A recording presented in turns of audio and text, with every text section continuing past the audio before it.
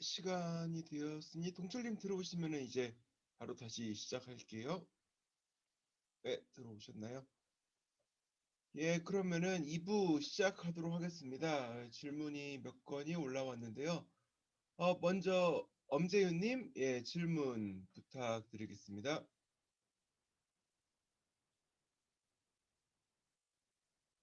음, 아직 자리에 안 돌아오셨. 예,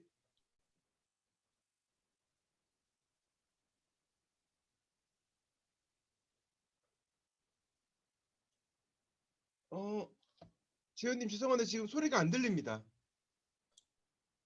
예, 음소거 세팅 해제는 돼 있는데 아마 그보다 좀 더 프록시멀 쪽에서 지금 세팅이 안 되는 것 같은데요.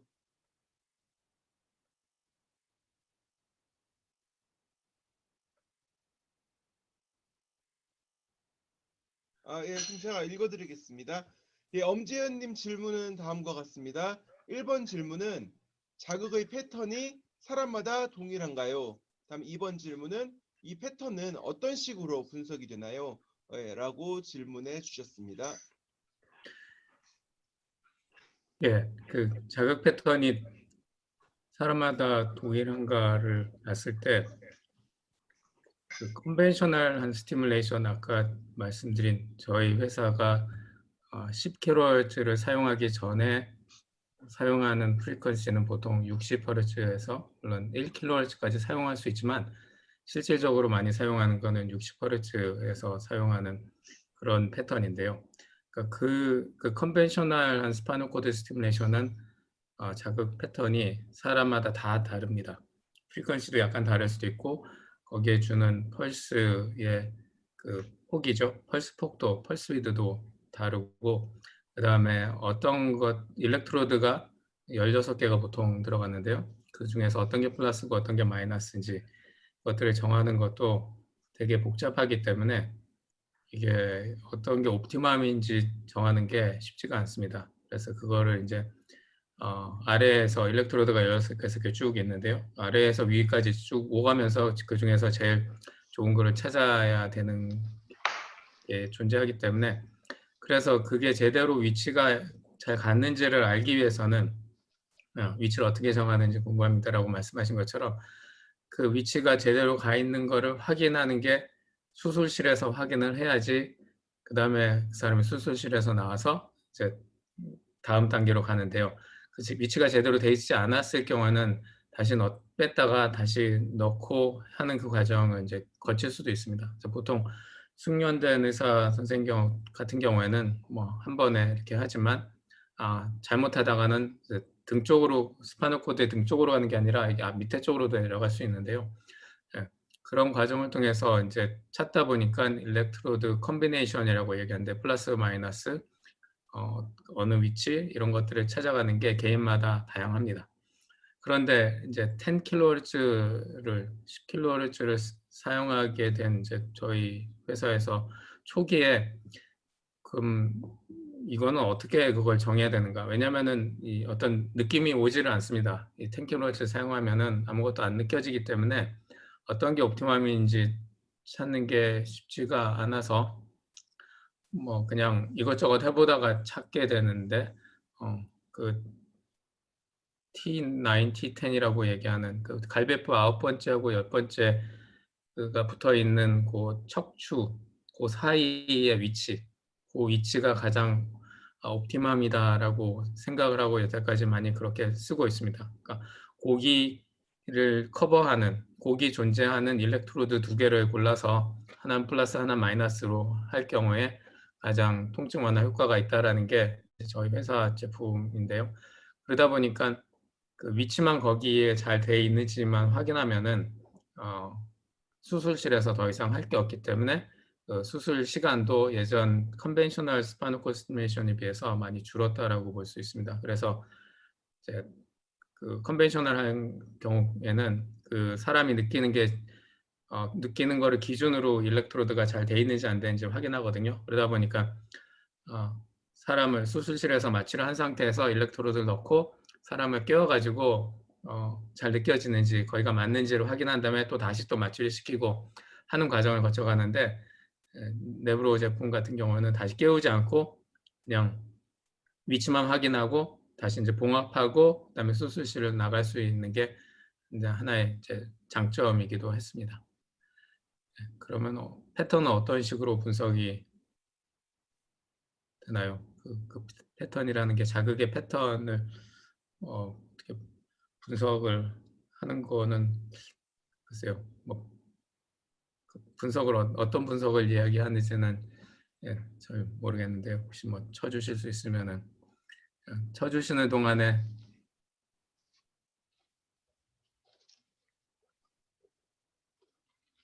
수술하는 상황에서 그 컨벤셔널한 경우에는 환자를 깨워서 물어보는 수밖에 없습니다. 그래서 그 아픔을 느끼고 있는 곳에 그런 손으로 이렇게 문질러주는 그런 느낌, 저린 느낌이 드는지를 확인을 해야 됩니다. 그러다 보면 여기저기를 해야 되기 때문에 빠르면 5분에서 10분 정도 그 과정을 거치고 또 다시 마취를 하고 하는 거라고 봐야 되죠. 약간 더 코멘트 드리면은 이런 수술 같은 거는 EBS 명의라는 다큐멘터리가 있습니다. 이제 거기 보시면은 제일 많이 나온 케이스는 이제 뇌신부 자극술이 가장 케이스가 많이 나왔는데요.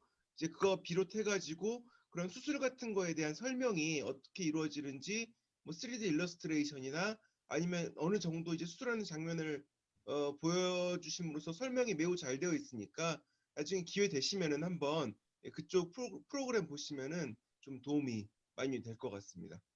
예, 그럼 다음 질문은 문지영님 질문 부탁드리겠습니다. 네, 안녕하세요.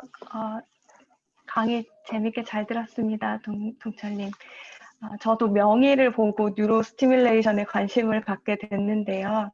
사실 기초 연구자들은 뉴로 서킷이 어떻게 연결되었는지 그런 것에 관심을 많이 갖게 되었었는데 뭐 파킨슨처럼 어떤 질병에 관련되어 있는 서킷을 딱 찾아놨으면 그것이 가능할 거라고는 생각했지만 아까 보여주신 우울증처럼 어떤 서킷이 직접 우울증에 관여하는지 사람마다 모두 다른 경우에는 스티뮬레이션이 좀 어려울 것 같았는데 그런 경우에는 어떻게 그걸 찾을 수 있는지 혹시 어떤 과정들을 아시다면 좀 궁금합니다.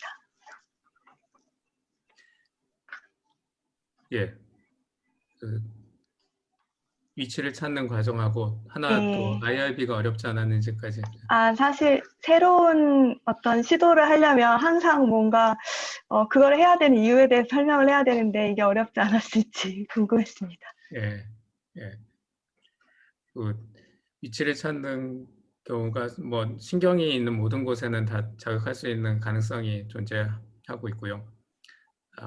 그다음에 뇌에서 찾는 경우들은 보통 그래도 어느 정도 관련이 있는 부분을 이제 자극을 해보고 이제 하는 경우도 그게 아마 대부분이라고 보시면 될 것 같아요. 그냥 그 우울증이나 아니면은 뭐 그 동작 관련돼 있는 부분이나 등등은 이제 대충은 알기 때문에 그렇게 자극을 해보는 게 이제 출발점이고요. 그다음에 뇌를 벗어난 스파이널 코드나 다른 퍼리퍼럴 너브 쪽으로 간다라면은 아무래도 직접적으로 그 특별 장기, 내가 치료하겠다라는 장기와 관계된 신경이 가 있는 곳을 자극하는 경우가 대부분이고요. 그다음에 스파이널 코드는 물론 그것하고 관계가 많이 있지만 많은 경우에 또 우연히 찾아지는 경우도 많이 있습니다. 그래서 스파이널 코드 스티뮬레이션을 통해서 그 이센셜 트레머라고 이렇게 손 떨리는 그런 것들을 치료할 수 있을 가능성을 발견한 이제 그런 것들이 있는데 그것도 사람한테 하다 보니까 통증 환자이긴 했지만 이제 손 떨림도 있었는데 하다 보니까 통증도 고쳐지는데 그런 것도 좋아지더라라는 걸로 출발을 해서 우연히 발견되는 경우도 또 많이 있는 것 같습니다. 그다음에 이제 10kHz라는 거가 기존에 쓰였던 프리퀀시보다 월등히 높기 때문에 이것들이 괜찮은가, 안전한가라는 것들을 증명해야지 사람한테 쓸 수 있는 건데요. 근데 뭐 그것들을 이제 이론적으로 연구하시는 분들을 이제 논문들을 다 인용해서 괜찮다라는 것들을 보이고 이제 가는 건데요. 예상외로 제품이 이제 실제적으로 산자들한테 쓰이고 그다음에 상품으로 나왔을 때 다른 이제 회사들에서 많은 공격이 들어오죠. 프리퀀시가 저렇게 높으면은 여러 가지 문제를 일으킬 수 있다라고 계속 이제 문제들을 제기하면서 뭐 특별히 근거가 있는 건 아니지만 아무래도 내추럴한 프리퀀시의 10배가 넘기 때문에 자연적이지 않다라는 걸로 계속 이제 문제 제기를 계속 하고 있고 이제 우리는 그게 왜 괜찮은지를 또 계속 보여주면서 근데 사실은 처음에 저희 회사에서도 제가 이제 회사에 들어가기 전에 이미 걱정을 많이 했어요. 이거 자체가 문제가 생기면 어떡하냐라는 것 때문에 초반에 임상 실험을 할 때 혹시나 그 사람의 동작이라든가 다른 다양한 이제 활동에 있어서 문제가 생기지 않는지를 되게 조심스럽게 검사를 하면서 초반에 임상 실험을 많이 했거든요.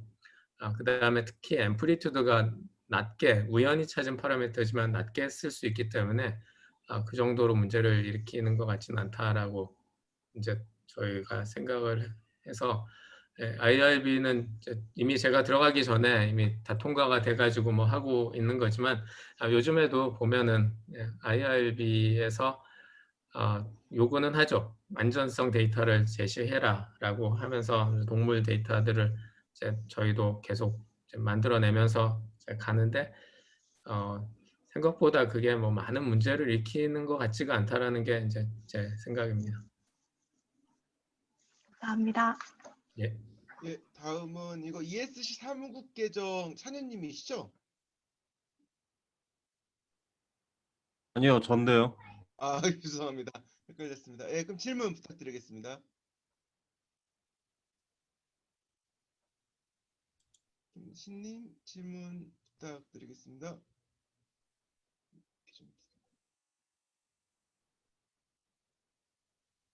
김신님 들리십니까? 저는 너무 완벽하게 강의를 해주셔서 따로 질문 드릴 게 없는데요. 아니 여기 질문이 올라와 있는데요. 채팅방에 ESC 사무국 계정이 지금 2개예요. 참여자 명단에 보면은 제가 사무국 계정으로 올라온지 모르겠습니다. 예, 사무국 잠깐만요. 계정으로 올라갔습니다. 차현님 맞으시죠? 예. 사무국 계정으로 돼버렸군요. 그쵸, 네. 예. 제가 개인적으로 올라온 줄 알았는데. 그래서 네네네. 혼선이 이렇게 죄송합니다. 네. 뭐 그대로 읽어보겠습니다. 제 생각에는 그 지식노동자라는 표현이 뭐 언론 같은 데서 뭐 가끔 쓰이긴 하지만 아직 한국 사회에서는 익숙하지 않은 것 같거든요. 특수한 경우를 제외하고서는 어떤 기업 안에서 노사 관계가 있다고 했을 때 그 엔지니어나 연구자는 주로 사측으로 여겨지는 게 일반적이라고 봅니다. 그러니까 이거는 그 사측이라고 하면 보통 이제 경영진을 일컫고 뭐 이제 노조가 이제 노에 해당하게 될 텐데 그 연구자가 스스로 인식하는 것도 그렇고 그 경영진이나 노조가 인식하는 것도 그렇고 몇몇 기업의 특수한 사례를 제외하고는 대부분 스스로도 그렇고 주변도 그렇고 다 이 뭐랄까요? 그 실제와는 다르게 실제로는 노동자인데 스스로를 노동자라고 인식하지 못하는 경향이 있거든요. 그래서 이런 기업 연구자가 그 지식 노동자로서의 정체성을 인식하고 뭔가 아까 연대 같은 말씀을 하셨는데 그런 것에 대해서 고민하신 내용이 있는데 좀 더 구체적으로 듣고 싶고 그리고 사실 ESC 이제 회원으로 참가하시고 국제위원회 위원으로 참가하시는 것도 어떻게 보면 이제 전문가 시민으로서의 그런 의식이 있기 때문에 그런 장표를 PPT를 만드셨다고 생각하는데 그런 부분에 대한 생각을 듣고 싶습니다. 예, 감사합니다. 근데 제 경험상을 볼 때 생각보다 그 미국 내에서 노조 활동이나 노조들의 움직임이 직접적으로 회사 내에서 그렇게 느껴진 적은 사실 없습니다. 제가 있었던 회사가 지금은 다른 회사에 비해서 좀 작고 그전에는 큰 회사였는데 그렇게 노조가 열심히 활동하는 모습이 있다라는 것도 눈에 보이는 것도 없었고, 왜냐면은 일반적으로 이게 지금의 모든 미국 기업들의 하나의 트렌드가 돼버렸는데요. 레이건 이후엔 노조가 많이 붕괴가 돼서 노조 활동이 있어야 되는 모든 곳에서도 일단 그 노조가 없는 회사들이 대부분이 아닌가라는 생각을 이제 하고 있고요. 그러다 보니까 이제 지식 노동자, 연구하는 사람들이 내가 노동자인가 아닌가라는 거를 고민할 수 있는 어떤 기회들이 그리 많지는 않는 것 같은데요. 어쩌면 그게 이제 저만의 좀 경험이 아닌가라는 생각을 하는데요. 혹시 저 말고 지금 여기 한국 말고 다른 나라에서 들어와 계신 분들도 계신 것 같은데, 혹시 이제 다른 분들의 좀 경험을 들어보면 어떨까라는 생각이 들어요. 그래서 저 스스로도 지식 노동자라고 얘기는 했지만 그것에 대한 활동을 구체적으로 한 것 자체가 그렇게 없다라는 게 이제 좀 현실인 것 같습니다. 어쩌면 제가 신경을 안 써서 그런 거가라는 좀 자책도 하게 되네요. 근데 조금 질문을 바꿔서 드리면은 그래도 그 PPT에서 지식 노동자를 표현을 쓰셨을 때 그렇게 생각하시게 된 경위가 있을 텐데 그럼 어떤 확산에 대한 방법론은 아니더라도 본인께서 그렇게 네. 인식하시게 된 계기랄까요? 예, 의도랄까? 그게 좀 듣고 싶습니다. 예. 그, 뭐 출발점은 모두가 노동자일 수밖에 없다라는 게 그냥 이제 뭐 대학교 때 배운 거 하나일 수도 있고요. 이제 또 하나는 이제 그 실리콘밸리에 있는 이제 노동자들, 거기는 이제 좀 지식 노동자들, 좀 저희 회사가 있지만 저는 사실 몸은 거기에 있지 않아서 거기에 속해 있다라는 느낌은 안 들지만 거기에 있는 사람들이 활동하는 것들을 보면은 이제 회사를 상대로서 자기들의 그 어떤 권리를 주장하는 거, 특히 이제 이직을 했을 때 오는 그런 불편함들에 대해서 좀 더 자기들이 지키기 위한 그런 노력들도 이제 해나가는 것도 볼 수 있고요. 이제 또 하나는 내가 가지고 있는 게 그 하나의 기술이고 지식인데 이걸로써 나는 계속 살아간다라고 느끼고 또 그게 회사하고 부딪힌다라고 느낀 게 그 전 회사에서 이제 지금 회사로 오면서 전 회사가 이제 저를 상대로 소송을 한 사건이 있었는데요. 그러면서도 그걸 볼 때 나는 이제 지식을 가지고 있는 노동자이기 때문에 노동으로서 계속 이거를 해갈 수밖에 없는 상황이고, 또한 그게 회사 입장에서 볼 때는 그리 달갑지 않은 상황이구나라는 이제 생각을 하게 된 거죠. 뭐 그 정도까지 말씀을 드리고, 혹시 다른 분들도 다른 의견들이 있으면 좀 같이 나눴으면 좋겠는데요. 예, 뭐 잠시 약간 시간을 늘려가지고요. 예. 혹시 뭐 이런 지식 노동자로서의 삶, 혹은 경험 이런 거에 대해서 혹시 의견 있으신 분은 말씀해 주시면 좋을 것 같습니다. 예, 종래님 종래님, 부탁드리겠습니다. 네, 좀 그냥 간단하게 말씀드리겠습니다. 저희 영국은 전통적으로 이 노조가 굉장히 강한 나라여서 여기는 간단합니다. 그냥 월급 받으면 다 노동자입니다. 교수도 노동자고 노조에 가입할 수 있고 대학원생, 포닥도 다 노동자고 월급을 받으니까 그 사람들도 그런 노동자의 그런 규정에 입각해서 일하는 시간도 정해져 있고 일주일에 그리고 휴가도 1년에 며칠 이상 보장돼 있고 그래서 간혹 뭐가 노동자냐라고 하는 그런 논란이 각국에서 일어나면 좀 머리 어리둥절한 게 아니 월급 받으면 다 노동자라는 생각을 갖고 있어서 그렇게 간단하게 정의하면은 더 쉬울 것 같다는 생각이 듭니다. 예, 감사합니다. 뭐 다른 분들 연명님 혹시 좀 더 코멘트 하실 부분 있나요?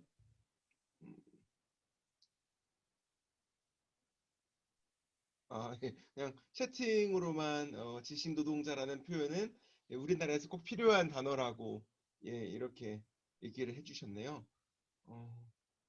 사실 한국에서의 노동자라는 개념이 좀 많이 이상하게 쓰이는 부분이 어느 날 이제 하종건 선생님이 하셨던 얘기로 기억을 하는데, 대학에서 강의를 하실 때 학생들에게 노동자를 한 명 찾아가서 인터뷰를 해봐라 라고 말씀을 하셨대요. 그러니까 학생들이 모두 벙찌면서 내 주변에 노동자가 어딨지? 라고 하는 반응을 보였다는 거죠. 그러니까 한국에서 노동자라는 건 상당히 좀 블루칼라의 한정적인 이제 이런 의미를 많이 가지는데, 좀 그런 오개념이 사실 많이 뿌리 박혀 있고, 뭐 그러다 보니까 이제 그런 어떤 권리 찾기가 잘 안 되는 부분이 있죠. 그리고 사실 사람은 어느 정도는 좀 승자편에 서기를 바라는 측면도 있다고 봐요. 뭐 선거 때 대세론이나 이런 게 있을 수가 있고, 사실 그렇게 있으면은 기분은 좋잖아요. 뭐 현실이 어떨지는 모르겠지만, 예, 그래서 좀 특히나 지식 노동자들 같은 경우는 학력이 평균을 좀 웃돌다 보니까 특히 그런 어떤 블루칼라들과 자신들이 구분된다고 생각을 해서 이 두 가지가 혼자가 되면서 좀 그런 작금의 상황이 벌어지지 않았나, 이렇게 생각을 좀 하고 있습니다. 제가 그 조금 이 얘기가 길어져서 죄송하긴 하지만 아까 그 이직 제한 얘기를 하셔가지고 이게 첨단 기술로 갈수록 그 이직 제한에 관한 사항이 계약 내용에 기본적으로 포함되는 경향이 강해진다고 생각을 하거든요. 네. 근데 사실 이거는 계약 관계이기 때문에 그 결국에는 이제 입사하는 입장으로서는 그거에 동의를 안 하면 되지만 현실적으로는 동의를 안 할 수가 없는 거죠. 왜냐면 그거를 동의를 안 하면 입사를 못 하고, 입사하는 사람들은 다 거기에 동의하고 들어가기 때문에 입사 시에 그게 했던 게 이제 퇴직 시나 이직 시에 그 어떤 제약 사항이 돼가지고 그 올가매는 상황이 되는데, 이거는 결국에는 그 사측의 그 이해관계는 명확하거든요. 당연히 그 본인 그 회사에서 어떤 노하우를 기른 엔지니어나 연구자가 이직을 하면은 손해인 게 맞는데, 그런데 그게 좀 균형적이지 않다, 계약이. 그랬을 때 그러면은 불균형한 계약이면은 그 계약을 안 하면 되지 않느냐 이렇게 생각할 수도 있는데, 그렇게 되기 위해서는 어느 정도 이 어떤 직업군 간의 그 어떤 보편적인 어떤 공감대라든가 그런 게 형성되지 않는 이상은 이건 불가능하다라는 생각이 들어서요. 한번 코멘트 드립니다. 네. 예, 감사합니다. 혹시 뭐 더 말씀하실 분 계시나요? 여기에 대해서? 없으시면 일단 다음 질문으로 계속 넘어갈게요. 다음 민일님, 예, 질문 부탁드리겠습니다. 네, 안녕하세요. 강의 유익하게 재밌게 잘 들었습니다. 감사합니다. 제가 궁금한 거는 아까 그 지금 개발하신 제품은 착용을 하고 작동되는 상태에서도 운전이 가능하다고 말씀하셨잖아요. 그것도 역시 FDA 허가가 필요했던 상황이었는지, 그러면 어떤 임상 데이터들을 요구를 해서 제시를 하셨는지가 좀 궁금합니다. 예, 뭐 예전에 쓰이던 방식은 그거가 명시가 돼 있습니다. 운전을 할 수 없다라는 거, 운전할 때는 꺼야 되는 거. 왜냐면은 어떤 다른 느낌을 받기 때문에. 예, 근데 그것들을 명시하지 않아도 되는 이유가 말씀드린 것처럼 스티뮬레이션을 킨 상태에서도 아무 그 느낌이 없다라는 거. 그거는 그 느낌이 없다라는 걸 어떻게 증명을 해야 되냐는 거가 쉽지는 않죠. 근데 간단하게는 환자한테 시뮬레이션을 껐을 때 다른 느낌이 있습니까? 라고 물어보는 거밖에 사실 없거든요. 그거를 물어봤을 때 100% 없었다는 거죠. 이제 100% 없을 수밖에 없는 게 앰플리튜드를 낮춰가지고 스티뮬레이션 강도를 낮춰서 느낌이 없기 시작한 거에 느낌이 생기기 시작하는 앰플리튜드의 한 30% 정도밖에 안 되기 때문에 뭐 아무리 움직이고 어떤 상황이 있더라도 느낌이 생기지 않거든요. 네, 그러니까 강도 조절을 아예 느낌이 없을 정도까지 내려놔서 느낌은 없어서 다른 센서리 시스템의 뭐 인터액션이나 인터럽션이 없다라는 것들을 그 정도로 보여주는 수밖에 없었습니다. 그래서 뭐 실제로 운전을 해가지고 뭔가 문제가 있다 없다라고 보여주는 식은 아니었고요. 그냥 간단한 그 정도의 환자의 피드백 정도로 보여준 게 다라고 생각합니다. 그러면 그 제품 사용 설명서에 기존에 있던 제품에는 운전을 하면 안 된다라고 써 있는데 지금 제품에는 그게 안 써 있다는 말씀이시죠? 예. 감사합니다. 예, 그래서 요즘 다른 이제 회사들도 앰플리튜드를 낮춰서 그다음에 아무것도 느껴지지 않는 상태에서도 치료 효과가 있는지 연구를 합니다. 그래서 그때까지는 그게 뭔가 느껴져야지만 치료 효과가 있다라고 생각을 했는데, 왜냐면은 게이트 컨트롤 티어리가 이렇게 손으로 뭔가 아플 때 문질러 줘야지 효과가 있지, 그 이하로 내려가면은 효과가 없다라고 느낀 상태에서 계속 환자들이 치료 효과를 느끼다가 최근에는 네브로가 나온 다음부터는 프리퀀시는 10kHz로 갈 수 없지만 그 이하에서도 그 효과가 있는지를 연구를 하다 보니까 효과가 있다라는 거를 많이 찾게 되더라고요. 그래서 그런 파라메타를 쓰면은 운전을 하는 거에 제약이 없다. 그러니까 제약이 없다라고 얘기하는 게 아니라 운전을 해서 안 된다라는 걸 없애버리는 거죠. 그 사항을. 그렇게 해서 이제 새로운 제품들을 다룬 회사들은 허가를 받는 쪽으로 많이 가고 있습니다. 예, 감사합니다. 예, 다음은 종래님 질문 부탁드리겠습니다. 예, 저기 통증이 어쩔 때는 보면 굉장히 주관적인 걸 수도 있는데요. 그걸 이렇게 물어봐서 하는 거 말고 다른 객관적인 방법은 없나요? 통증을 측정하는 게? 예, 객관적으로 하는 거는 동물한테 이제 특정하는 게 객관적이라고 볼 수 있죠. 동물은 말을 해줄 수가 없으니까. 그래서 동물한테 하는 방법들 중에 하나가 이제 아프다라고 느끼는 곳을 이렇게 플라스틱 같은 걸로 이렇게 눌러보는 겁니다. 그렇게 하는 것을 사람한테도 적용을 해서 해볼 수도 있고 하기도 합니다. 그래서 많은 노력을 하고 있고요.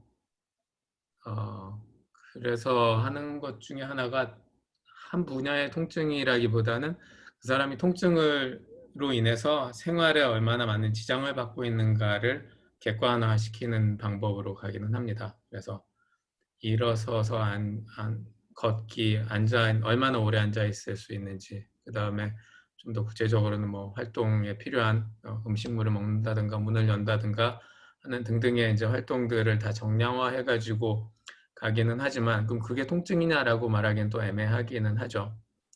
그래서 펑셔널하게 나오는 것들로 하는 게 대부분 임상에서 쓰이는 거고요. 그러다 보니까 노력을 하고 있는 것 중에 하나가 피에서 나오는 이제 어떤 물질들을 분석을 해서 이 사람이 통증하고 얼마나 관계 있는가라는 것들을 분석을 하고 하긴 하지만, 그게 아무래도 한 단계 더 들어가고 뭐 피를 뽑아야 되고 그냥 물어보는 거랑 상당히 차이가 있기 때문에 그게 그냥 물어봐서 하는 거하고 피를 뽑는 거하고 대부분 비슷하다면은 굳이 피를 뽑지 않고 그냥 묻는 수준에서 하는 걸로 지금은 쓰이고 있고요. 그래서 0에서 10 스케일로 해가지고 통증이 어느 정도냐라고 묻는 것이 대부분 저희 회사나 아니면 다른 연구에서 쓰이는 것에 대부분을 차지합니다. 그리고 그 스케일이 환자가 얘기하는 결국은 주관적이죠. 그러니까 그것들을 얼마나 낮출 수 있는가라는 거가 목표가 되고 있고, 그거 자체 플러스 아까 말씀드렸던 것처럼 생활이 얼마나 바뀌었는가, 내가 5분을 걸을 수 있다가 10분을 걸을 수 있다, 이런 것들을 하는 거 두 가지를 합쳐서 통증 스케일이 얼마나 바뀌었는지가 결국은 FDA 승인에서 사용되는 하나의 인덱스라고 보시면 됩니다. 제가 그 질의를 듣다 보니까 생각이 나서, 저는 이미징을 하는 사람이라 많이 발전되진 않았지만 그 사람 대상으로 통증 이미징을 하는 연구가 좀 진행이 되고 있거든요. 저는 하진 않는데, 왜 하냐면 그 통증이 어디서 유발돼서 정확하게 어디 있는지 잘 몰라서 그런 경우가 많기 때문에 정확하게 통증이 일어나는 부위가 어딘지를 그 패드 이미징을 통해서 연구를 찾아내려고 연구를 하시는 분들이 계세요. 그래서 나중에는 제가 봤을 때는 그게 잘 발전이 되면 그 통증 치료 기기 같은 것에 효과를 입증하는데 사용될 수 있지 않을까 또 생각해 봅니다. 감사합니다. 예, 어려운 문제죠. 제어 계측 입장에서는 계측할 수 없는 것 혹은 모델링이 불가능한 것에 대한 제어는 가능한가라는 게 일종의 난제, 화두 그런 개념이어가지고요. 예. 그러면 다음에는 병묵님 질문 부탁드리겠습니다.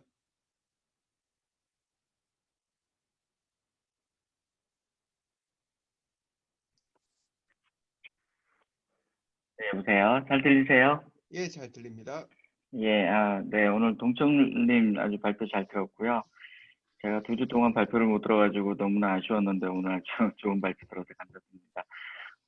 제가 오늘 말씀해 주신 거에 대해서 전기 신호로 이렇게 통증을 완화한다는 그런 아이디어 굉장히 좋다고 생각이 드는데, 보통 저희 이제 통증이 있으면 이제 저희 한방에서 이제 물리치료를 이제 자주 받게 되는데, 이제 물리치료의 내용은 제가 정확히 잘 모르지만 일단 몸을 따뜻하게 하는 그런 프로세스가 있더라고요. 그래서 혹시나 이런 전기 자극이 이렇게 신경에 어떤 작용을 해서 통증 완화를 유도한다면, 그러니까 몸의 온도를 좀 높여주는 거, 그러니까 외부에서 이렇게 어떤 힐링을 좀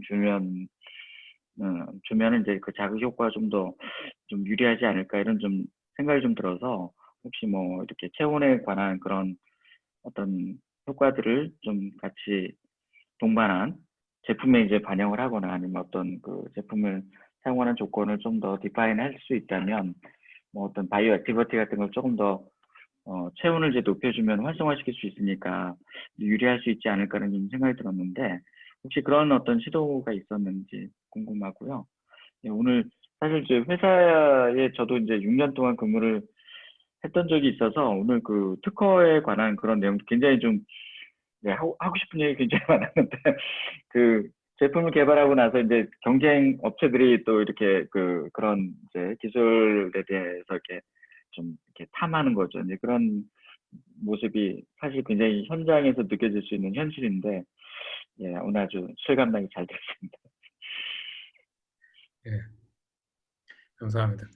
예, 온도를 높여주면은 통증 완화 효과가 더 좋아지는가라는 면에서 보면은 사실 뭐 우리가 느껴서 아시겠지만 온도 차이가 통증에 영향을 주는 거는 사실입니다.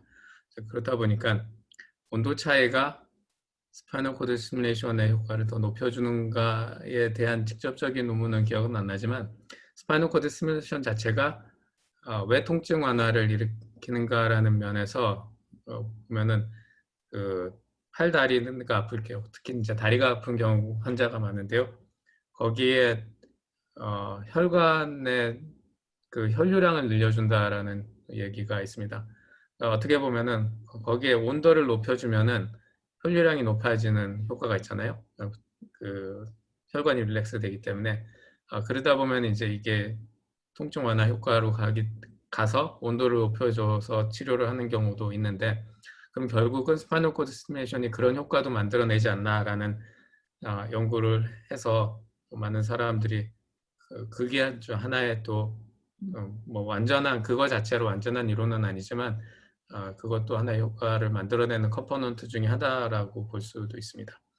그러면은 스파이널 코드 스티뮬레이션을 하면서 다리의 온도를 높여준다든가 아니면은 이제 우리가 하고 있는 척수 이제 등 뒤에다가 어떤 온도를 높여주면은 효과가 있을까라는 것들을 본다라면은 그렇게 그게 어떤 사람의 몸이라는 게 1, 2도 정도 변한다라고 해서 크게 많은 반응들이 또 변하지는 않도록 디자인이 되어 있기 때문에요.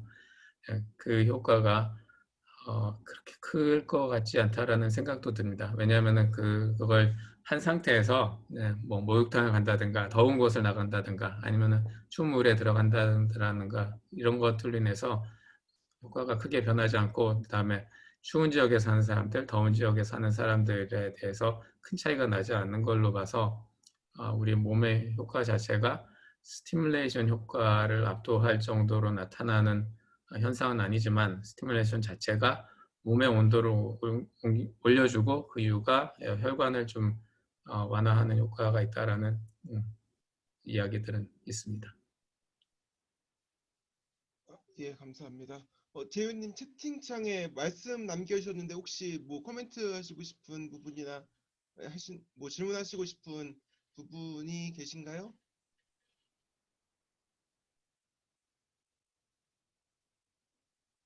재윤님.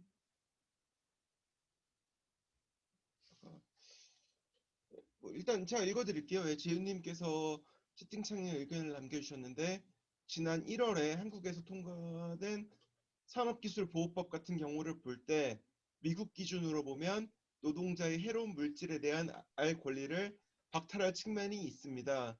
반도체 사업장에서 일어나는 인재들로부터 회사가 면피할 수 있는 법이었는데 참 허무하게도 전문 지식인들의 부재였던지 민주당과 정의당도 쉽게 동의했지요. 물론 나중에 이견을 표시한 분들이 있었는데 그냥 유야무야 되어버린 것 같아요. 깨어있는 지식 노동자 그룹이 꼭 필요한 이유겠지요. 예, 라고 말씀을 해주셨습니다. 저도 상당 부분 감사합니다. 동의를 하고요. 예, 아무래도 시민단체에 계시는 분들이 전문성을 쌓을 기회가 좀 부족하기는 하죠. 워낙 그분들도 이제 그분들의 일이 있는 거고, 예, 그렇다 보니까 그래서 서로 이제 잘 소통하고 대화할 수 있는 기회가 있었으면 좋겠고, 또 ESC가 그런 기회를 만들어 나갔으면은 예, 좋겠습니다. 그러면 일단 더 이상 질문하실 분들도 안 계시니까 오늘은 이제 여기서 한번 마치도록 하겠습니다. 일단 사실 동철님이 이거를 시작하신 시간이 현지 시간으로 오전 5시였습니다.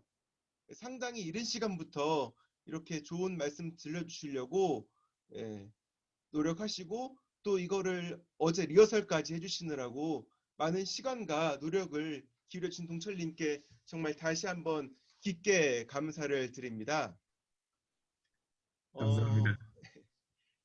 그리고 저희가 상당히 기념적인 게 ESC 같은 경우는 그 학교나 연구소에 계신 분들이 좀 비중이 높습니다. 근데 이번에 지난번 종래님이 처음으로 이제 엔지니어로서 발표를 해주셨다면 이제 동철님께서는 거의 처음으로 회사에 계신 분, 그것도 뭐 정혜님도 해주셨지만 이제 월급을 받고 계신 분이 이제 회사에서 월급을 받고 계신 분이 거의 처음으로 발표해 주신 걸로 기억을 하고 있습니다. 예, 그래서 참 좋은 기회고 많은 의견 예, 감사드리겠습니다. 일단 중간에 들어오신 분들도 있으니까 한 번 더 안내 말씀드리겠습니다. 예, 저희 변화를 꿈꾸는 과학기술인 네트워크 ESC는 저희와 생각을 같이 하시는 분들께 항상 열려 있습니다. 저희 홈페이지 esckorea.org에 들어오셔가지고 저희에 대한 소개를 읽어보시고 동의하시는 분들은 회원 가입을 해주시면 감사하겠습니다. 예. 다음 주에는 같은 시간에 시애틀에서 여의도까지 어느 심리학자의 IT 입성기라는 제목으로 김석영님께서 예, 발표를 해주시겠습니다. 다음 주에도 이제 많은 참여 부탁드리겠습니다. 예, 모두 좋은 밤 혹은 좋은 하루 보내시기 바랍니다. 그러면 다음 주에 다시 뵙겠습니다. 예, 모두 안녕히 계십시오.